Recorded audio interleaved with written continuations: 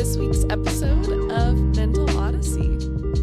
Today, I have a very exciting episode for you guys. I had the chance to bring my stepmom onto the podcast, and so the episode today is the conversation that we had, and we were talking about our beginning of being in each other's lives and our own challenges that we went through in that time and how they shaped the way that we showed up in relationships, in relationship with each other, in relationship with the family. And I really enjoyed this conversation, and I'm glad that I get to share it with you guys. In the podcast, I said something about how the goal that I have for this episode is for people to be able to realize that they can adjust and grow in their relationships, that the relationship you had in your childhood with your parents doesn't have to stay the way that it was. Obviously, it's not a one-size-fits-all, but from my experience, I didn't think that relationship would stay, and it did, and I'm glad it did, and I'm glad that we were able to do this together. So I hope that you guys enjoy this episode. Let me know what you think. Yes, we can start off with questions, or if there's anything that you've been thinking about that you want to talk about. Well, I can just go off of what you just said, and I can say, see where I came from. I was living alone. Right. My girls were living with their dad. Right. And I didn't have to worry about anybody else in my home.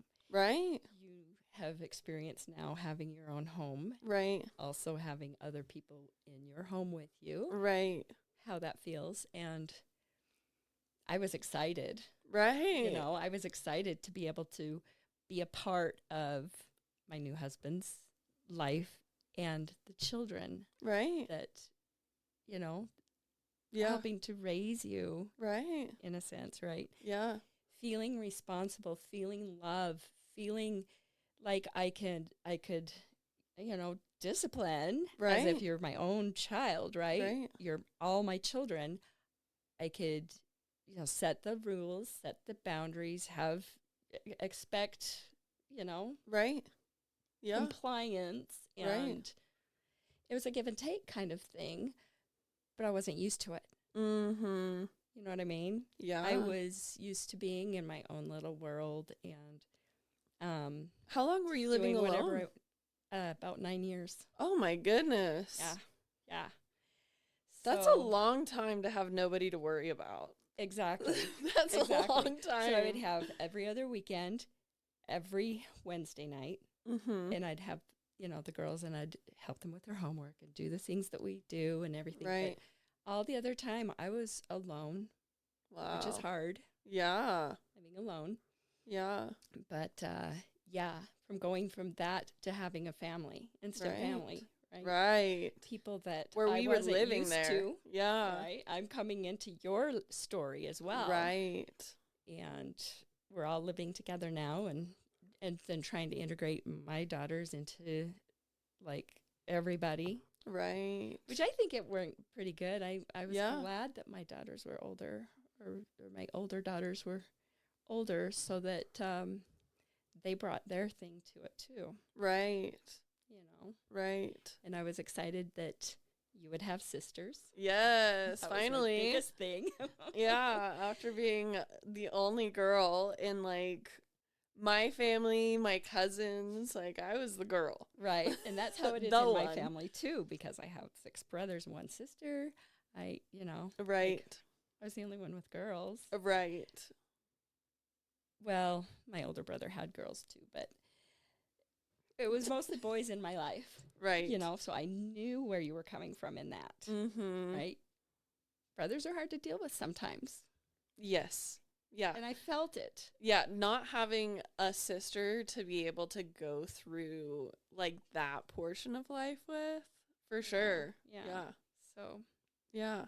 Anyway. No, I agree. Yeah. Yeah. So that's where I was coming from, and to put it all together, I was excited to do that. Yeah. You know, and to have that chance, that opportunity. Right. I would imagine that you probably never planned to be living on your own for 9 years of your adulthood. I mean, when you get married and have kids, you anticipate that you're going to be living with a family for the rest of your life. Mm-hmm. Yeah. So that must have been very lonely. When life doesn't go the way you plan, it sucks. Yeah. Basically. Yeah. I'll just say that. Yeah. So, yeah. To put it lightly. Mm-hmm. So then basically it was just existing and then trying to figure out how to make it, you know. Right. Did you have a past of depression? Like, yes. you're prone to depression? Yes. Yeah. I grew up with it. I had it forever. Mm. Yeah. Yeah.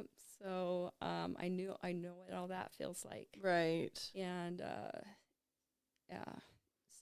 So growing up being prone to that, and then somewhat unwillingly being put into this place of like 9 years of being alone. Mm-hmm. Yep. And then being thrown into the wonderful mix that was the household that we were in. It was a wonderful mix. Yeah. Lots of personality. Mm-hmm. Yeah. Mm-hmm. Yeah. Lots of differences. Let me talk about that depression a little bit. Yeah, please. It was something to go through. It was a lot of, it was a journey. And when I finally finished with the depression, when I was cured of it, so to speak, it took me a while to realize, you know, because it's like I'd been living with it for so long. This is me. Right. At this point. And then I was looking around one day and I was like, I'm not depressed. I haven't been sad for a second. This I can't remember the last time. Right? Is this what everybody's talking about? You know, right. kind of thing. So, yeah. So it was nice to be able to, and then to pinpoint, okay, this is why.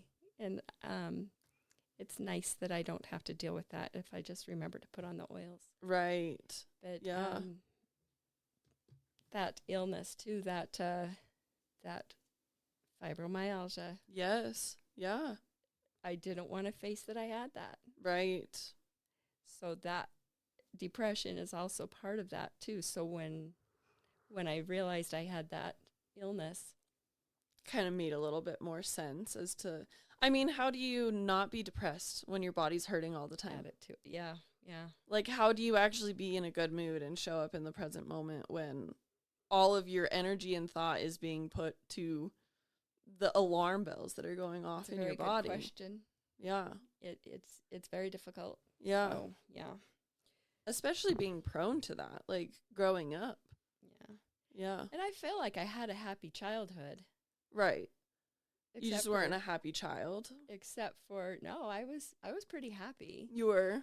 But there I think I'm not sure when the depression kicked in. I'm thinking it was like junior hormonal. High. Yeah. Junior high. Getting, you know, all the the things you have to deal with at that time. Right. So, yeah.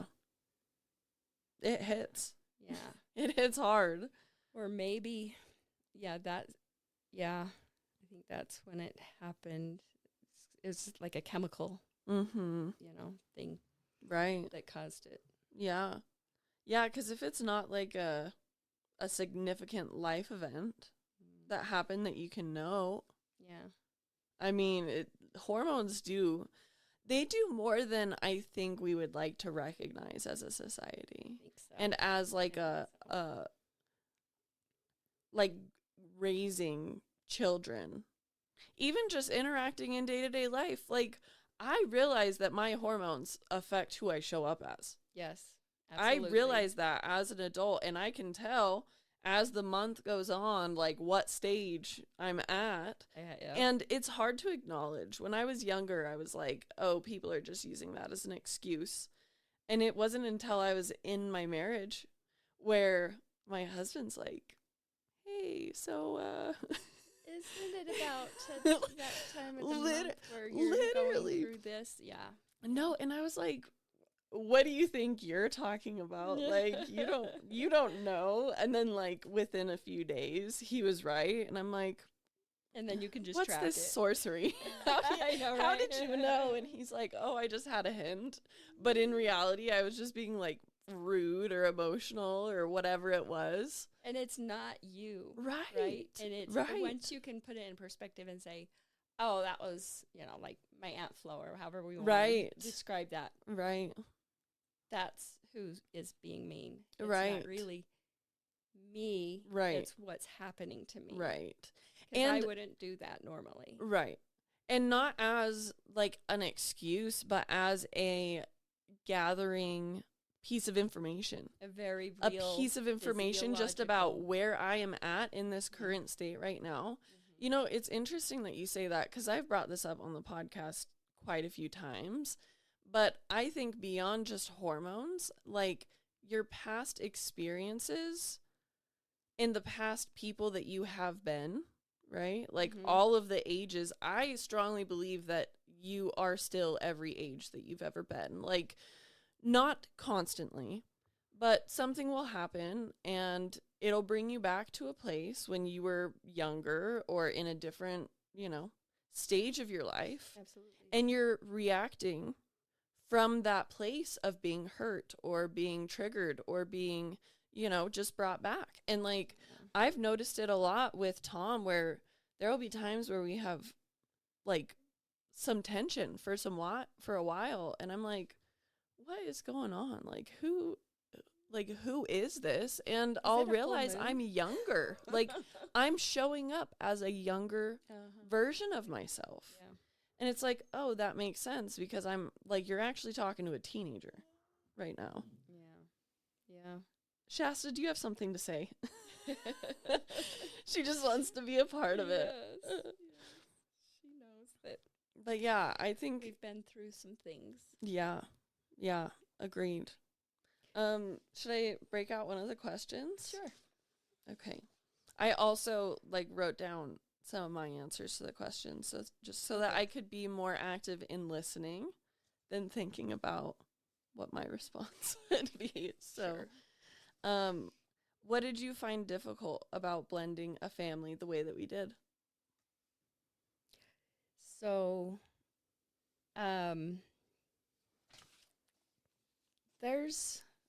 life is going through life, right?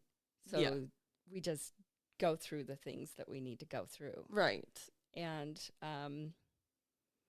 there's difficulties in life. Right. It is part of life. Right. An ideal life would be one that has problems that we can solve. Right. Yeah, correct? How boring. Right. How boring would a life be with no problems? Right. I love solving problems. Right. So the challenging parts are what make it interesting. Right. I love that perspective. Right? Yeah. So many things in life are difficult. We just go through and we just try to do our best. Right. And love. Yeah. And learn. Right. And grow. Try to get the other person's perspective. And then try to, in this situation, we were trying to be parents and teaching children. Right. About life and right. And responsibilities and all kinds of everything. Yeah. Did you have an idea of what kind of family system we were coming from? Did Dad give you a lowdown of what you were walking into at all, or were you more blindsided by what was your experience of that? I think we all come to it from a perspective of where we are, right? Right. And all I know is what I know. Right. And till I learn what is going on, we learn as we go. Right. Yeah. Right? So I don't know if I really, we talked about a lot of things and I was excited. Right. To be able to be part of your life. Yeah. And to build this family and build a cohesive family. Right. So that we could all be happy, so that we could all live together, so we could learn together. Right. Yeah. So mostly, Sarah, I wanted to be loved. Right. Isn't that what we all want? Yeah. We want to be loved and accepted by the people, especially the people in our home, in our family. Right. So that would be a hard expectation to have with the household that you were dropped into. So that must have been painful. Because it was not readily available. Like, I will say it from my perspective, I was not in a place, like, I was not healed enough from my family fracturing to even be open to receiving or giving any kind of love in that direction, because, like, absolutely, I just did not have the space. I didn't have the emotional capacity because I was carrying so much pain from just, like, having my nuclear family be not there anymore. Exactly.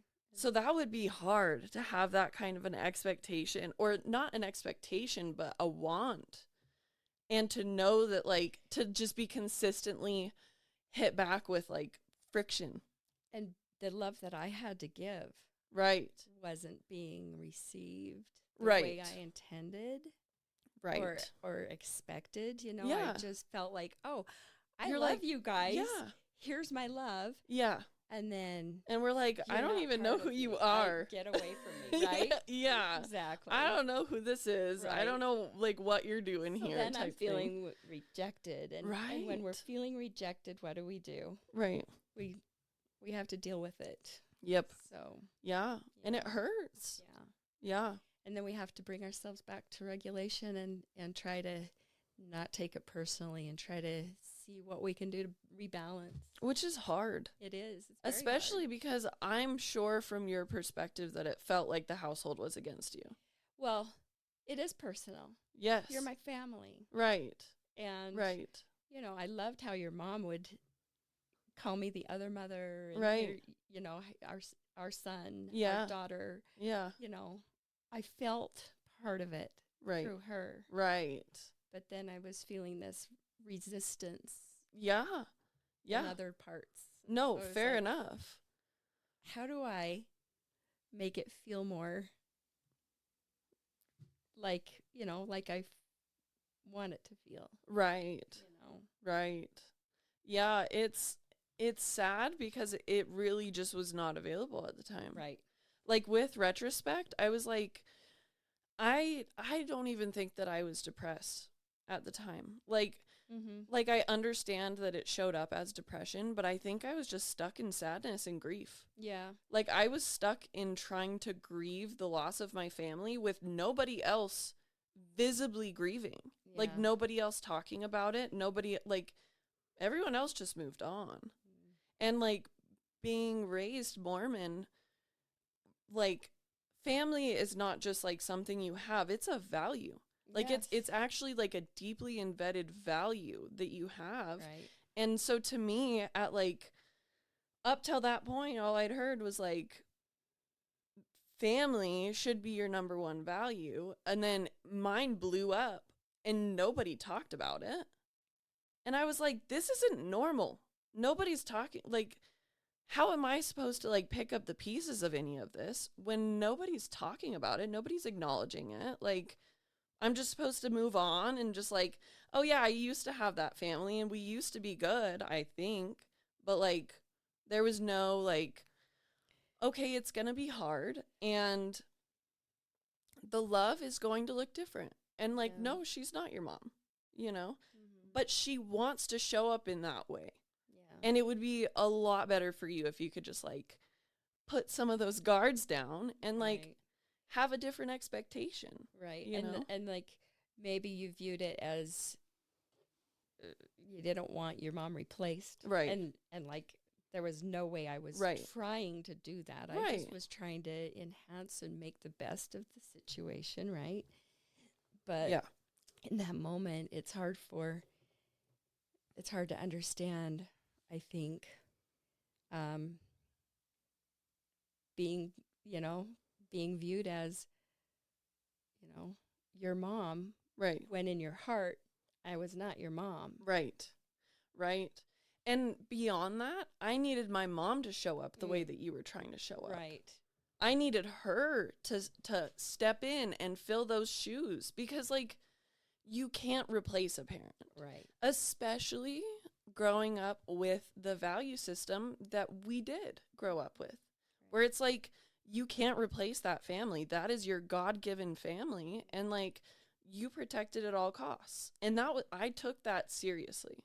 Like, and to me, it wasn't, nobody explained, okay, and then when your family eventually gets divorced and breaks up and becomes this, you know, whatever it ended up being, with mom over here with her little thing and dad over here with his, and like I didn't know how to accept that as a new idea of family. To me, it was just like, well, we messed up. We got one shot at this. Yeah. And like, they don't talk about second chances in the Bible anywhere.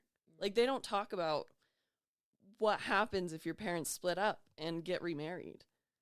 Yeah. You know, like, that doesn't, and there wasn't any guidance to be able to be like, okay, like, it's going to be different and it's going to be challenging. And all of this is being done through the window of love, you know, like, this is happening from love.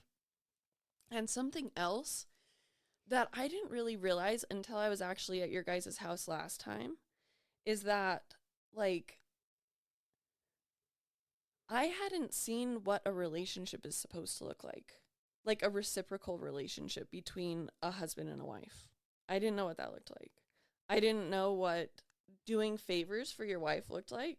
I didn't know what, like, being a servant to your partner looked like, you know, from a place of love and, like, care for one another. Because my dad put that to us because my mom didn't have any room to receive it. Right. And so to me, I was like, what is this? Like, seeing you get attention and love and cared, and, like, from, like, now looking back, that's actually really good for a kid to see. To see their parents caring for and prioritizing one another. Like, that's a wonderful lesson to learn.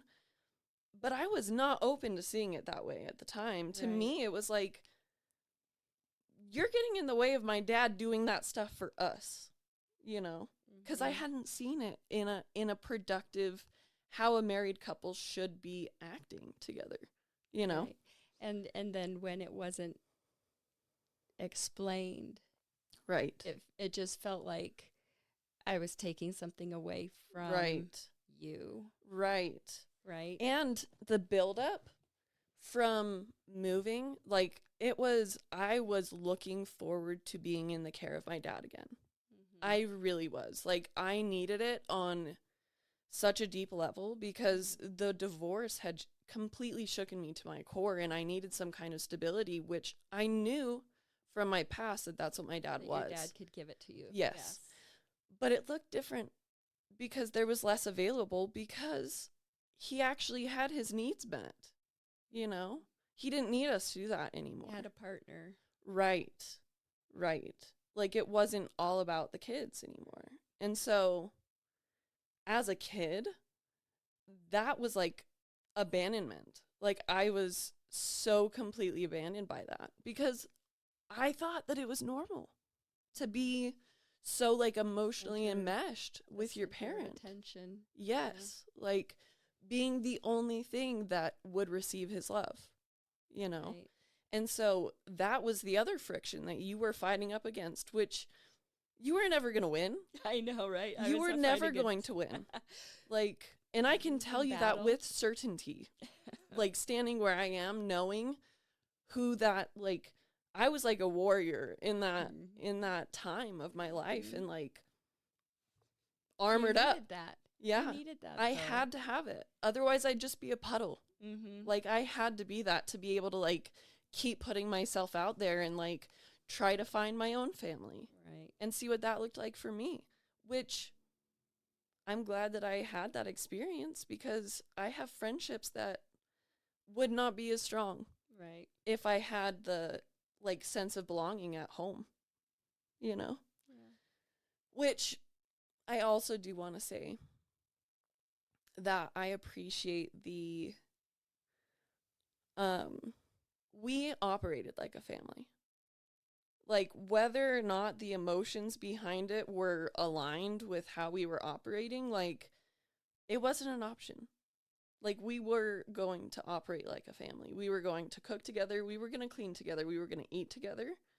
We were going to commune and, like, Bible study together. Like, we operated like a family.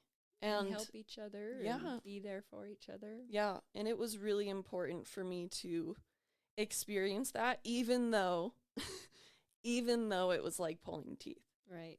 And Sarah, I'm glad that we had a few years before the hormones and the turmoil of middle school and all of that came into play. Right.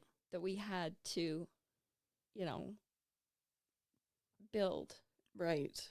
And to draw from. Right. In the hard times, which everybody has hard times. But you add this element to it, and it is hard. Yeah. Hormones are hard enough, let alone, like, a child of divorce. Yeah. Yes, with a makeshift family just all thrown into the same house and, like, calling it a family. Like, it was hard. Right. It was hard for all of us. And all of us needed different things, and I don't think many of us were getting our needs met. Right. But we made it. Yes, we did. We did the damn thing. Through. Yeah. We did the damn thing. Yeah. Look at us now. Yeah. I'm grateful that I have done enough work on myself and on my, like, past to be willing to have the conversation and be like, you know what? We're, like, none of us have it figured out. Like, even Grandma, I talked to her. She's 86, right? She's 86. Yeah. She doesn't have it figured out. And I'm like, wait, what? Like, when you're a kid, you think that these adults, like, why are you guys doing this? You're supposed to have it figured out. And now I'm like, oh, shit, we're all just winging it. Nobody does. We're all just winging it. Just doing our best day to day. It's nerves. This is what happens. Would that make you more comfortable? Yeah, thank you. See me being a mom. Yes. See me being open to Taking care of you. I love it. Me too. I need to show you Tom's robe. I do need to see that. Yeah. I've been wondering. It turned out really well. Yes. But that's another thing is that I wanted to bring that up too, is that, like, you help me find hobbies. I didn't have that with, like, my dad didn't really give us like hobbies to do. I mean, the boys, they got to play on the PlayStation, and I got to basically fight with my brothers for fun at my mom's house. Like, that was it. I saw that. Yeah. So it was like to be able to do sewing, to be able to do gardening, to, like, help with baking. Like, I actually love doing those things now. And I'm like, where did I get this from? And that's all you. Like, you help me have that drive and that motivation. And, like, without it, I would have way less hobbies to do. I'm so glad I could help cultivate that in you. Yes, me too. Me too, because it's a pride point for me. Like, I'm proud that I can do those things successfully. Like, my sewing projects might not look the best, but I know how to do it. Yes, thank you. Yeah. And it's good that you can create these things and feel proud of them. Right. Yeah. And perfect, and, Yeah. Yeah. Keep not, like, get better and better. Right. Growing until progressing. You perfect it. Yeah. You might have to rip something out once in a while, but fix it. Right. Yep. Don't just discard it and say, oh, okay, I'm a failure. Right. That's just part of life. You just make it work. Yep. The messy middle. I'm not good at the messy middle. I get real discouraged down there. I'm like, what is this? Like, the sign yesterday, I got, like, halfway into it, and I'm like, ew. What am I? I'm like, stop it. We tend to be self-critical. Yes. And we need to tell ourselves, hey, look, I'm doing my best, and it actually does look really good. Right. Yes. You know? Yeah. And it's to going tell to. yourself. Yeah. One thing I've been focused on lately is healing my inner child. Yes. And as mothering my younger self and trying to heal those things that I felt were broken. Right. And don't we all have that need? Yes. I think it's part of the whole process of being here and going through this life. Right. Is to be able to say, okay, I did some things that I'm not proud of. Right.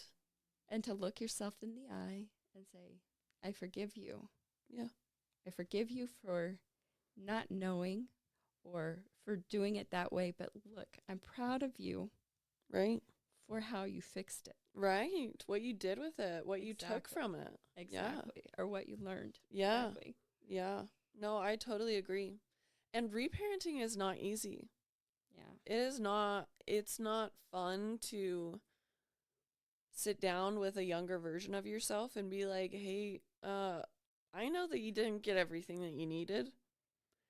And I want you to show you what those things are, but also simultaneously being like deeply hurt by the things that kid has to say. Right. And it's like, it's heavy and it's hard, but it's worth it because, I mean, the book that you guys gave me, I've been doing a lot of that work too, where it's like they want you to treat your inner artist who is a kid, you know. Right. How, like, that they are, like, loved so, like, in such a mushy way. Like the sun just shines because of them type thing. And it's like, to also acknowledge that you haven't been doing that and you had the ability to do it. Like, it is a little bit of a grief where it's like, you know what? I could have been there for you sooner. It's a process. You know? Yeah. I'm here for you now, and I'm sorry that I wasn't there for you sooner. Because I'm all that we got. Like, at the end of the day, this is it. You have to love yourself. Yes. All of it. Every person that you've been. You have to face all the bad. Yep. And the good. Yep. And just put it all in perspective and, take it and grow.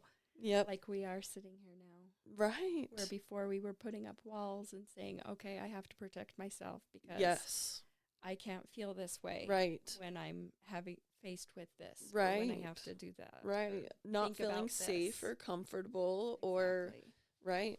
And you had the opportunity to get like cold and distant, and you didn't. You don't feel like I did? No. I'm sure that it was easy to be like, leave, please. Get on to the next step and come back to go us. Live somewhere else. You guys carry on. I'll see you later. Right? Literally. No, I couldn't do that. That's just not me. Yeah. So, I mean, I don't know if I would have done the same because it was hard. Like, being able to look at it from an adult perspective and trying to put myself in your shoes and trying to parent us. Like, we weren't the worst kids. I'm not trying to, like, talk down, but, like, that was not easy. That was not an easy thing to have to go through because we were not well. Right. When you happened on us. Right. As a family, we were not well. And I knew I had to be part of the healing process. Right. But also, I didn't know how. Right. And I was trying to heal. Right. From physical, mental, emotional traumas. Right. And sickness. Right. And everything else. And 9 years of loneliness. Bundle that all together. And Literally. Here and then you take our bundle and shove it all in. Mesh it all together. Literally. Yeah. But I am so glad that we could live through those things and me feel too. That and then just come back and say, hey. Yeah. I love it all. Yeah. Because it got us where we are. Right. I mean, I would not change any of it. I mean, the conversation that we were having earlier on the table about just like junior high and stuff, it did give me more perspective of like, I like your perspective of how you look at life and how you look at it as, okay, that sucked, but I know that it's for something more. It's for something greater. There's a reason. There's got to be a reason. Exactly. Why we're going through this thing right here. You can't always just run away. No. Because if there's absolutely things to fight for. Right. Yeah. Yeah. So, absolutely. It may have been easier, or you might think it would be easier to just say, okay, throw up your hands. I'm done with this. Right. It's too hard for me. Right. But to power through. Yeah. You know? Yeah. Feel the hurt, okay, or whatever. Yeah. And then just go on. Right. Yeah. Yeah. And it's hard. It's a hard ask to like ask yourself. Even just standing up to have a better relationship. I've had to do it with every single person in my life. Like, because it was embedded in me as a child that family is intrinsically valuable, that it's like that is something that I value to the depth of my core. Like, I knew that it was important to fix and rebuild and talk about and address a lot of the hurt that I've had with all of the different people that I've had in my family. And I hope that me starting the conversations is able to bring healing, because I don't think that it would be your responsibility to start this conversation, because I feel like I put a period in it. Like in my huff leaving as a kid, I put a period in that sentence, and it was my job to try and take it out, and see if you guys were open to building something different, because you wanted it. Right. And you knew and you saw what you wanted. The value. Right. Yeah. I value family. Yes. Yeah. And I'm so proud of you. Thank you. And I know that it is our responsibility to do those things. If we don't bring it up, right, it will never get brought up. Right. And then nothing will ever change. Right. Yeah. But we want, Yeah. So I'm proud of you. Thank you. Thank you. Yeah, I would not expect you to start the conversation. Like I just you wouldn't be open to it if I did. No. And I had tried to yes. do this, right? But it was resistance. Right. Yeah. So and I definitely appreciate you trying. I had to wait for you to be ready. Yeah, you did. Because it wasn't going to happen beforehand. Because like I said, I didn't have room. Right. I didn't have room. I was still holding out hope that my mom was going to show up the way that I wanted her to. And I was still holding out hope that for some reason my dad was going to show up the way that he used to too. And none of those things were ever going to be available to me. And I hadn't accepted that yet. Right. And now that I have accepted that, like, it was what it was. I learned what I learned. I am who I am now because of it. But it doesn't have to keep being that way. Right. Because I have the words, I have the knowledge, I have I can address exactly how I was feeling in that headspace so that you can actually understand. Because I'm sure at times you were just like, I don't know what just walked in the house. Where did my Sarah go? Yeah, like, she's buried under something deep and I don't know what it is. And she won't talk and she won't be around. Like, I would feel helpless in your situation. I did. I felt helpless. I can only imagine. I had lots of prayerful nights and days, and I was just like, what can I do? You said, I said I didn't want to be alone anymore, but this isn't what I asked for. What's the lesson? Where's the lesson? Where's it's safer to be alone, right? Literally. No, but I was very grateful to find Ryan, and I was very grateful that you guys let me mother you. Yeah. And to be that family. Right. And to let you see what it looked like. Right. Yeah. Yeah. I'm glad that my dad did find you, because he needed somebody that was going to not only hold the love that he is willing and needs to give. He needs to give love, but would also reciprocate it and make it so that it landed back on him. And he hadn't had that. I watched him not have that for a long time, unless if it was from us, and you can't get that. You're not supposed to get that from your kids. You're supposed to get that from your partner, and I'm glad that he does. Yeah. Like, it's nice to see that you guys continue to make it work, and you continue to be there for each other and be supportive. Thank you for saying that. Yeah. Yeah. So this moment, I wished I could have said back then when you were 15, 16, whatever. Right. This is how it's going to be, but we do need to go through this. Right. Yeah. Wouldn't it Right. It would have been nice to get a glimpse, maybe. Right. But yeah, like you said, you have to go through it. Right. Yeah, there's part of me, I mean, I would not change a single thing about my life, because one small, like, I am like-minded with you, where it's like you look back and it's like, well, I had to go through this so that I could gain this little piece of knowledge that then led me over here, that then, you know, it's this amalgamation of all of your experiences that make you you.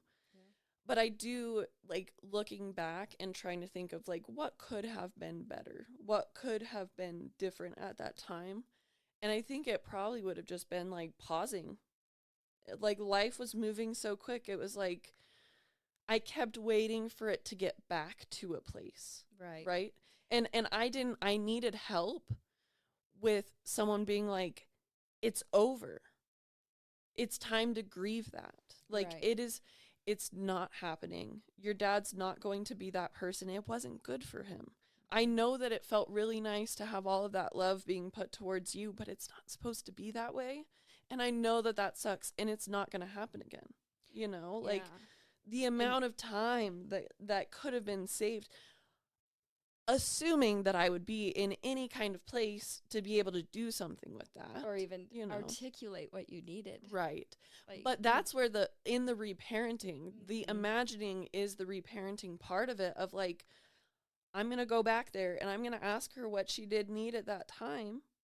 And then I can, like, imagine a whole nother way that it went down that feels better going forward. Yeah. You know, where I can still go and address what she was feeling, what she was experiencing, and apologize for the people that were collateral damage along the way. And then come back and be more whole at the end of it, because you're not fighting these other parts of you, these other experiences of you. Right. You know, so. Anyway, yeah. Yeah. Yeah.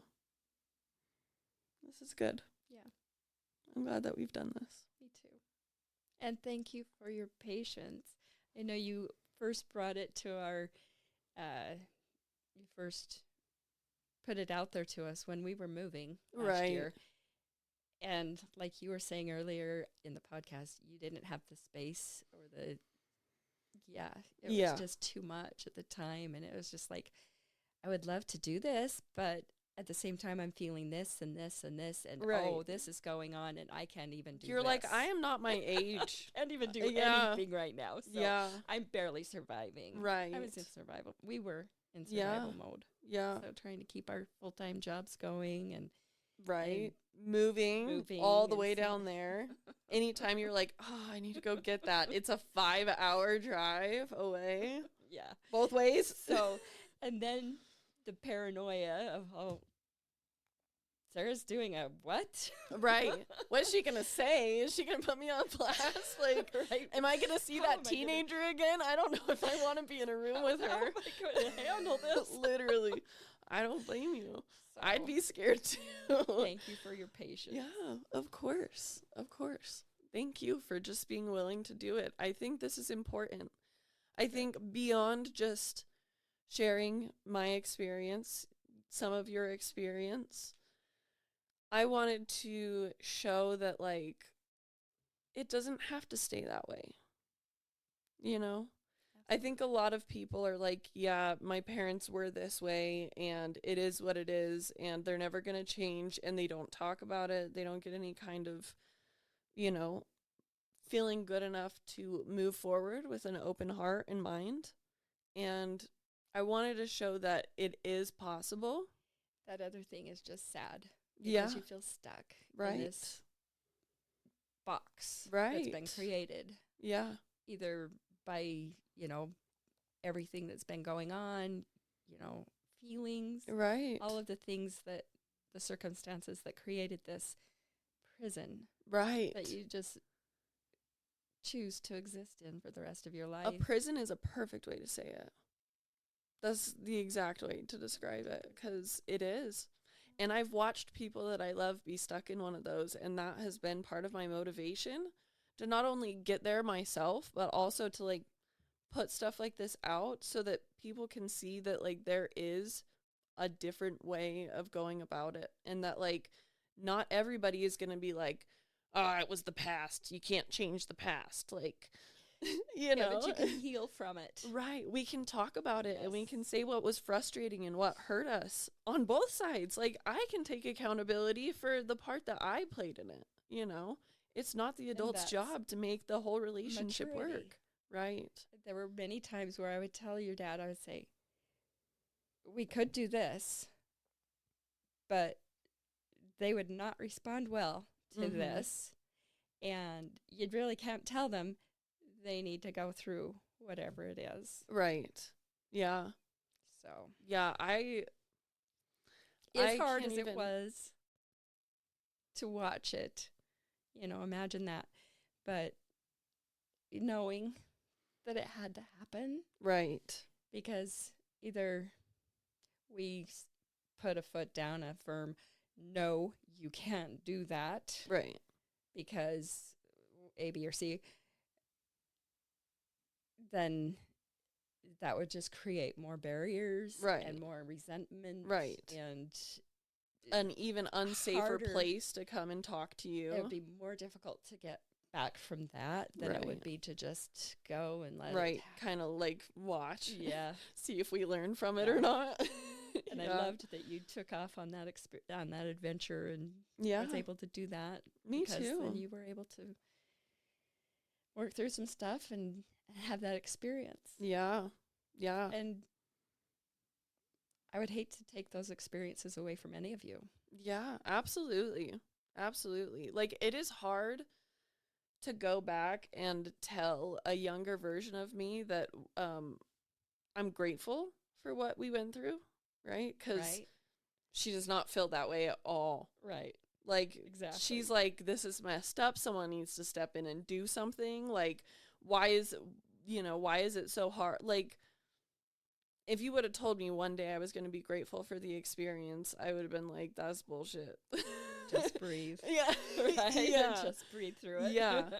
But it really is true. And I wish I could just go back to that version of me and be like, it can get better. And just give that little, like, not change anything else, but just drop like a little morsel of hope in her so that she could experience a little bit more of life. Yeah. Because I didn't have it. Yeah. I did not have it. I did not anticipate that life would ever get any better. And like you were saying earlier, like, one day I woke up and I was like, I haven't been sad in a while. Like, deeply, like, bottom of the pool sad in quite some time. And, like, there was a part of me that was like, that will never happen. I'm always going to be this way. I'm not a person suffering with depression. I am depression. I am depressed. Like, I owned it back then. And now I'm like, yes. And now it's like, okay, I don't have to. In that moment, it's hard to be told anything. Oh, yeah. Anything. You don't learn anything when you're unless if it's first-hand, hard knock learning. Someone can tell you exactly what you're about to learn, and you have to go and walk the path and come back and be like, okay, I get it. You were right. Everything you said exactly to a T happened. Wasn't fun. Thanks for the heads up. Sorry for not listening. Yeah. Yeah. And it just is what it is. We learn and we grow, and hopefully we come back together at the end of it all. Yeah. Seriously. Yeah. But there were times when you didn't want to, right? You were like, never even going recent, back there. even recent, like there's been times, and it's nice that I realize, okay, how old am I right now? Who's talking? Who's showing up? Do I actually feel this way, or is this just we're passing through, you know? And I mean, it's still valid. It's still a valid place to be, but you're recognizing. Yes. And that's helpful. Yeah, it is. Yeah. It's on my path to like and so am I. Getting I'm recognizing there. I think it takes, it's a journey, like I said. It just Right. Grandma's still on her journey, 86 years. Right. Yeah. It's a long time. It's all good. Yeah.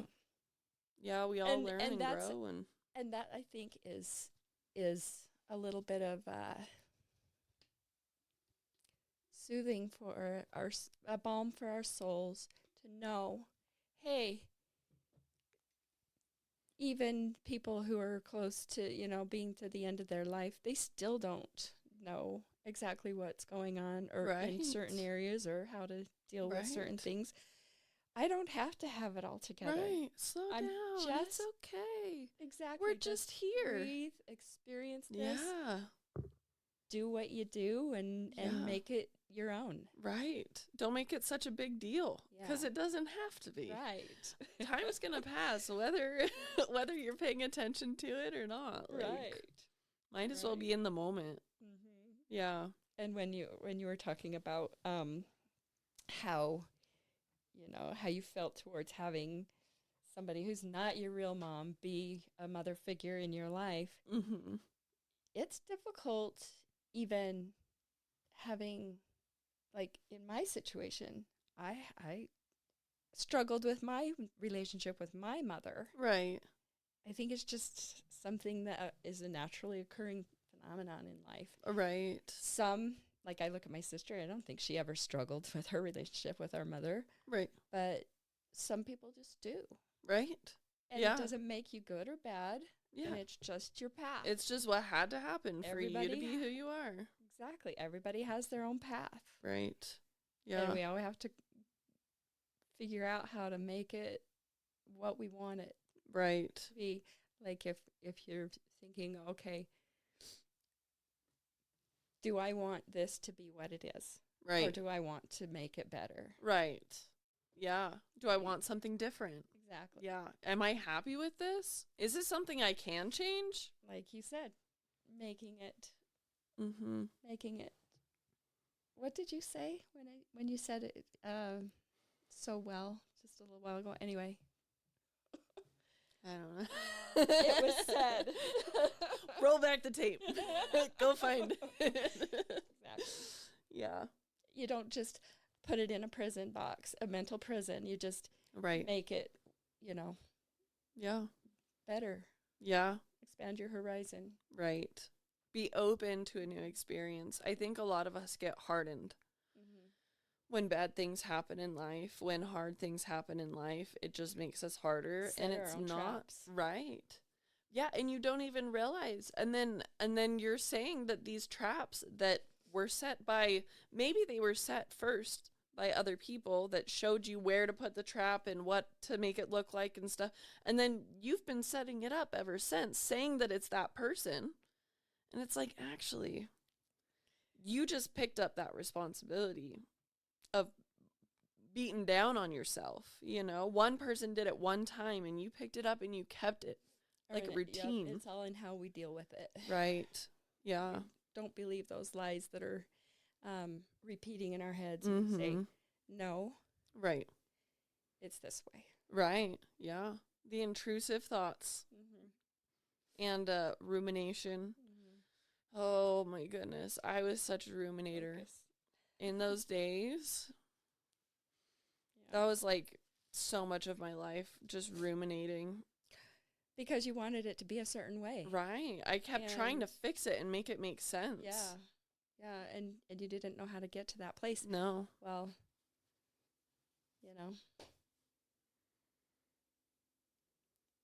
we didn't have all the tools. Right. Maybe that's one of the things that I would of, if we had the right tools, right, things would have maybe come around sooner. Right.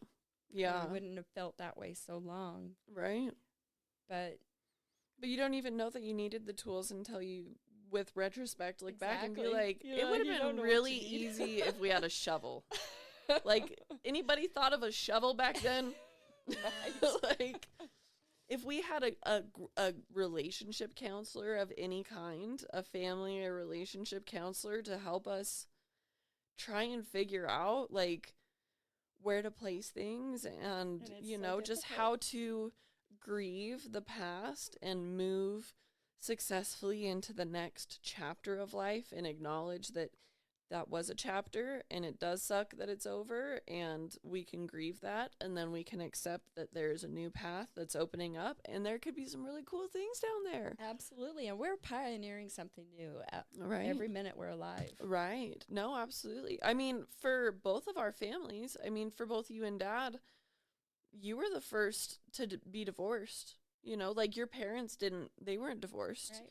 You didn't see what it looked like to do it good or bad. Because, right. Your parents are usually an example of both of those things, so that in your adulthood, you can be like, okay, I did like that they did that, and I really didn't like that they did that, so I'm going to try this. And then you make up your own kind of messed up. Like, your own special cocktail of just, like, dysfunction. Because that's just what happens. But I think one thing that is constant is love. Right. Yeah. Or the opposite, hate. Mm-hmm. And it's the one you feed. Right. That gets to win. Right. Yes.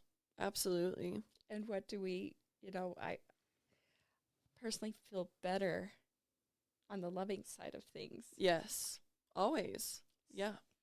Yeah, it's too heavy on the other side. Right. It takes too much of your soul, and it changes the way that you experience life. Love and inclusion. Right. Yeah. That's what we focus on. Agreed. Agreed. And the knowledge that we're always there for each other. Right. Like, I could call you. Yeah. And you'd be there. Yeah. And vice versa. Yeah. Exactly. Unconditional support. Love it. Yeah. Yep. Who would have thunk? Oh, we knew. We knew. Yeah. Deep down. There was a plan. We just didn't know yet. We had some shit to go through first. Exactly. Yeah. We had to go through all of that, and that's why we're here, though. Yeah. That's why we have to prove ourselves. Right. Yeah. That's why there's a veil of forgetfulness. Yeah. So that we can come back to knowing who we are. Right. Right. Have a chance to see it from a new perspective. Mm-hmm. Unclouded. And then finding out, oh, you were right. And I now know okay. You were right. We don't have to learn that lesson again. Okay. Wish I could have taken your word for it, but I had to go do it myself. Okay. Yep. Human nature. Yes, it is. I'm learning more and more that is human nature as time goes on. Yeah. Well, this has been beautiful. Are you ready to wrap up? Yeah. I'm here with you. Yes. This has been good. Anything else to say? It's all been beautiful. Yes. I'm glad that we did this. And we'll probably want to do it again. Yeah. Yeah, I would imagine so. Well, can I have a hug? Absolutely.